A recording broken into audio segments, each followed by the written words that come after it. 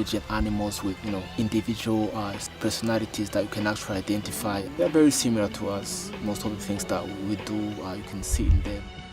The number is still critically low, and it's for that the mountain gorilla are classified as critically endangered.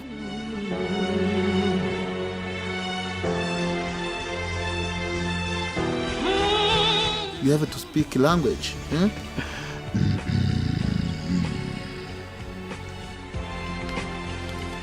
This is hello, this is good morning.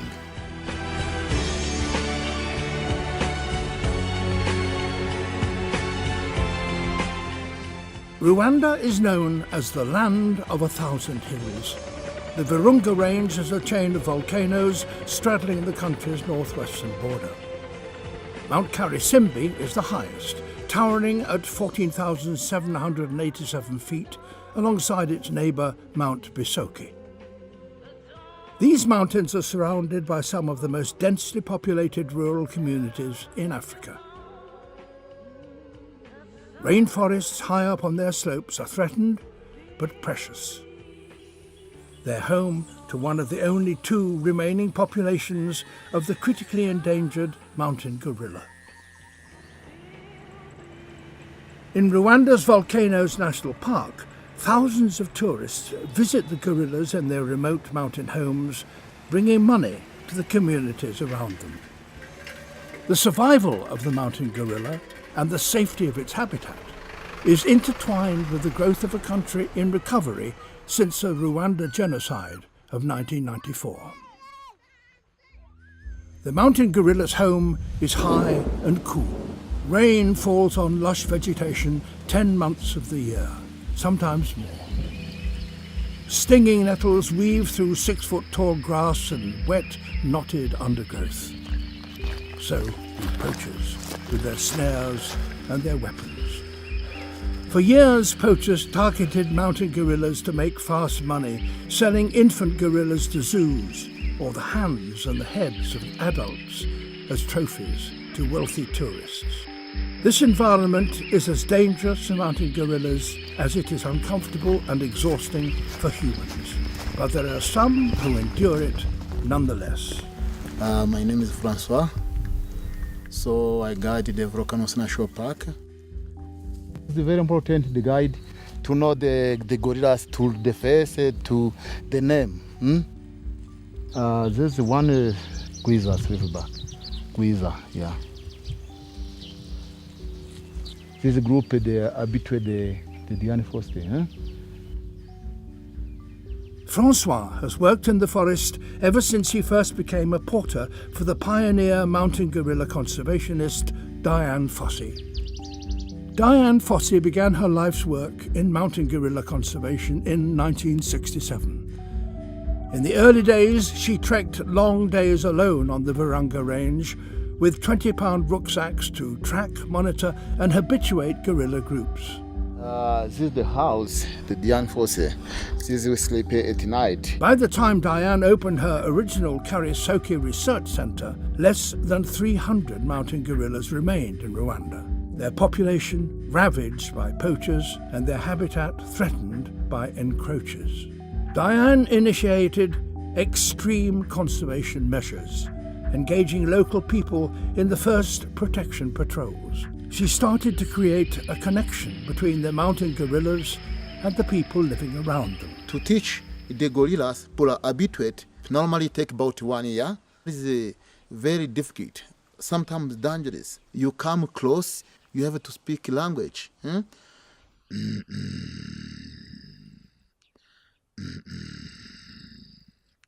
This is hello, this is good morning. The sleepback say,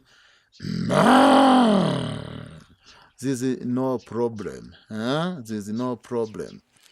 Normally, this 80 bamboo is very, very happy. 20 bamboo is 1 beer.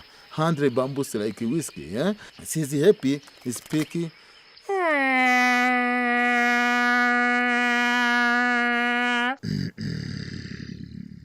This is done for teaching the people. Today, only ruins of Diane's original Karisoke Research Centre remain. The buildings were destroyed, rebuilt, then destroyed again during Rwanda's civil war. But Karisoke has a new home, where 120 people continue Diane's work as the Diane Fossey Guerrilla Fund International. Karisoke research teams maintain a continuous database of information on mountain gorilla demography, behaviour and ecology, one of the longest-running studies of its kind. Such close monitoring and protection wouldn't be possible without the Fossey Fund's large team of trackers and protection patrol members. It's their job to go where the gorillas are every single day. This camp is about 40 minutes walk from the edge of the park. If you are a tracker living this camp, you have to be up by 5 o'clock in the morning, have your breakfast, get your equipment together and depart for the forest.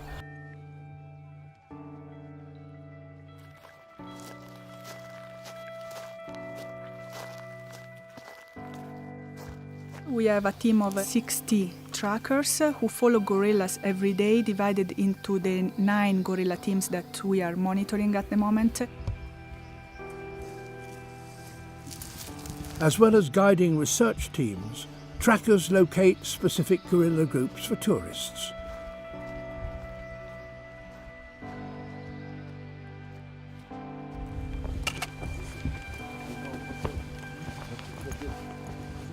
Our trackers sometimes walk between 8 and 9 hours a day. You do the same thing for 5 days before you get a chance to rest. You get to see your family once a week for 2 days. The environment can be very difficult. We have 2 dry months. The rest of the year is wet. We have to spend hours with gorillas under the rain. It's a very difficult life. But they know these gorillas very well. They see some of the infants born and really growing up to become dominant silverbacks. So it's something that makes them very proud and make them really appreciate this job. The mountain gorillas are tracked and monitored 7 days a week, 365 days a year. But still, as many as 2,000 snares are set in the park each year, targeting antelopes and other animals. These snares remain potentially fatal for the mountain gorillas. Protection patrols involve members of the Karisoke staff, local authorities, and also members of the local community, even ex-poachers. Every day we have a team to do a patrol, crossing around and remove snares always. I remember one baby called Ngwino died because of a snare. They are up, and our anti-poaching team went there to do a patrol. They removed around 30 snares there. We can remove even 60 snares per week. It's a dangerous job, but they have to do that, protecting gorillas and their habitat. Trackers have always been a target of poachers' retaliation, but the location of their work brings further dangers. The Virunga rainforest extends across the border to eastern Congo. This border region is still plagued with violence following the bloody Rwandan genocide and the Second Congo War. As recently as November 2012, the Congolese M23 rebel movement took control of the city. A month later, the Fossey Fund's Kazi anti-poaching camp was attacked by members of the largest Rwandan rebel group to operate in eastern Congo. The group call themselves the Democratic Forces for the Liberation of Rwanda. Our camp, one of our camps, the Kazi camp, was attacked. They started shooting in the tents. There were 7 trackers at that time. Some of the guys managed to get away. Unfortunately, one of our trackers was killed during the attack. Rangers have always been the target of rebels who I think see them as military. So many have died in the line of duty. Being a tracker in this park is actually risking your life for the lives of gorillas and for the benefit of conservation and tourism. Diane Fossey also made many enemies in her fight to protect the mountain gorillas. She ended up paying with her life. Diane was murdered in her cabin at Karisoke in 1985, a few weeks before her 54th birthday. The murder remains a mystery. Diane's body is buried in the grounds of her original centre alongside some of the gorillas she loved. The animal is not like the people to come close to her, it's like the animal come close to her.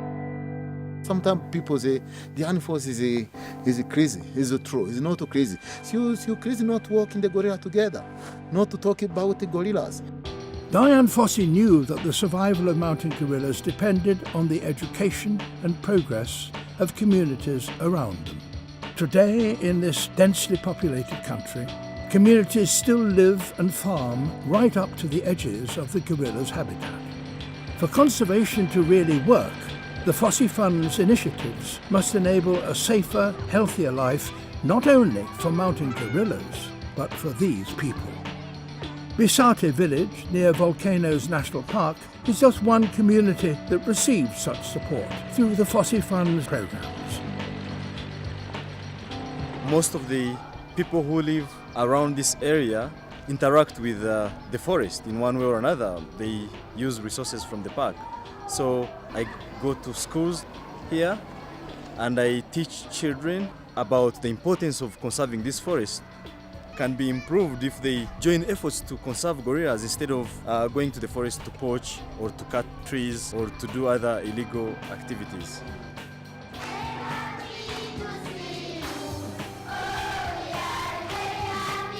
Here, the Diane Fossey Gorilla Fund provides uniforms, books, supplies and education for the primary school. The fund provides equipment, staff and salaries at the medical clinic and has provided a source of clean water for the whole community.